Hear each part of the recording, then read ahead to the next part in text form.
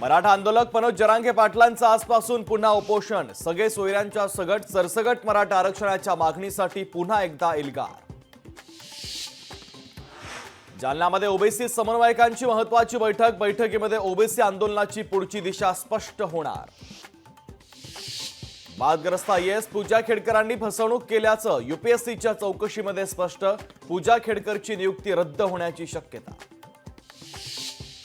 मुंबईसह उपनगरामध्ये मध्यरात्रीपासून जोरदार पावसाची बॅटिंग। रेल्वे रस्ता वाहतुकीला मोठा फटका बसण्याची शक्यता। ठाणे, नवी मुंबई, पालघरमध्ये संततधार। मुंबई महापालिका प्रशासनाच्या वतीनं 13 अभियंत्यांना नोटीस। खड्डे वेळेत न बुजवल्यानं कारणे दाखवा नोटीस।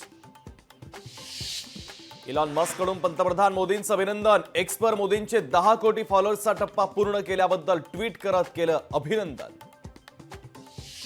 महिला आशियाई कप T20 स्पर्धेत भारताची विजयी सलामी। भारतीय महिला टीमची पाकिस्तानवर 7 विकेट्स राखून मात। लाडकी बहीण योजनेसाठी 2 समित्यांची नव्याने स्थापना। योजनेची प्रभावीपणे अंमलबजावणी होण्यासाठी केली स्थापना। प्रतापगड किल्ला विकास प्राधिकरणाची स्थापना। उदयनराजे भोसलेंच्या अध्यक्षतेखाली समितीची गठीत। पुण्यातील शिवसेना उद्धव बाळासाहेब ठाकरे पक्षाचे नेते वसंत मोरे यांना जीवे मारण्याची धमकी। भाच्याच्या मोबाईलवर कॉल करून दिली जीवे मारण्याची धमकी। वसंत मोरे यांनी ट्विट करत दिली माहिती।